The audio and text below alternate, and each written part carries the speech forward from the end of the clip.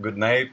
Today we're going to talk about plagiarism. My name is Alejandro Hernandez. And mine is Rodrigo Alvarado. We're from third year in Zamorano. And first of all, to start talking about plagiarism, we need to understand what is plagiarism.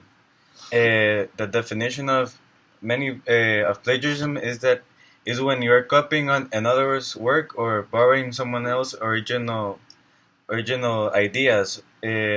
But in terms of copying and borrowing, we can distinguish the seriousness of the act of copying someone else's paper. This is not something that is taken lightly, because you can go to jail or you can use your license for whatever it is you work due to plagiarism. Plagiarism is not. It's considered when you take the same exact words of someone else's paper and put in it as yours. For example, if they give you a homework and you search in the web for information, and you just, instead of paraphrasing, you just copy the work and put it in your work and put in it as an author as your name Without citing it. Without citing it. Some of the things that you can do to avoid plagiarism is planning your paper with time.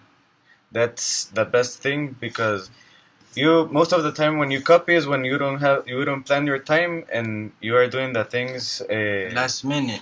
At the last so minute. You don't have time to research what you're talking about, or you just want to get it out of the way. But this is, like I said before, this is something considered highly it's highly frowned upon, since it's stealing someone's work or ideas. You can also ask your teacher or your consultant for questions about plagiarism in your work, and if you don't find the answer to some problems in your work, you should ask your teacher or someone that knows about the theme. And whenever you're in doubt about if something is plagiarized or not, you should always cite. You should learn to cite properly, so the teachers can know that you put a bibliography or something. There are different ways of citing. For example, you can say as said in, or you can just cite where you got that the ideas from, or where you got your information from your paper or work or whatever you have to do. If you're going to use sites from the web, you need to plan where to put that exact information, so it doesn't look like the same exact paper of the web that you use. So that's planning your paper. Also, another thing that you can do to avoid plagiarism is taking notes in class. Take effective notes, because from the notes that you take in class, you can do your paper or your work. You should always investigate about plagiarism beforehand. You do your research papers, because ignorance is not an excuse. You should always be prepared on whatever work you know how you have, and always be on top of things. You should also know how to paraphrase. What is paraphrasing? A paraphrase is a statement. It's a restatement in your own words. Like what somebody said, but putting it in your own words. It's like just changing a few words of the original work, so it looks like it's yours. And also citing the paper. You should always remember to cite, because that's the most important thing about plagiarism. Another thing you can do is, or have to do, is know how to analyze and evaluate the sources where you are getting your information. Why? Why is it important? Because some some websites are not like accredited and don't have are not credible. are not credible. So you should always know how to find out if a website is credible or not.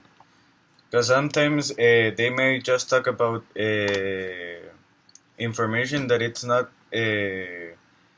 good for your work, because the teacher will know that it's like they're telling lies or something. Like for example, Wikipedia's may be like your first source, but think twice, because most of the time in the Wikipedias, anyone can comment and put wrong ideas. There are many ways of citing or styles on how to cite. There is the MLA form, the APA form, and the Turabian form. How do they differ? They don't differ as much, but they have certain things that differ depending on what area of studies you're focused on. For example, different styles are for scientific stuff, and others are for more like social studies. In citing quotations is also important because you can say as X author said, and you put it in quotations, and then you put in parentheses the author's last name and when he said it. Quoting means like putting the same exact words, but giving credit to the author. It's like it involves using the same exact words and paraphrasing just a little bit. What what is another thing we can do in order to avoid plagiarism? Well, we should always be on top of our things, since plagiarism is not something to be taken lightly, because you can go to jail, as I stated before, or it's illegal in many countries it's penalized by many countries to not cite your work and plagiarize. Something that I forgot to mention about citing or quoting the phrases in your work is that when you cite, you are showing that you are not just copying other ideas, but are processing and adding them to your ideas. And this gives the teacher or the readers the idea that you know about the theme you're talking about, because you are analyzing the paper. Okay, thank you very much for paying attention, and thank you for listening about what plagiarism is. My name is Rodrigo Alvarado. I hope that you learned something about plagiarism today, and my name is Alejandro Hernandez. Again, thank you.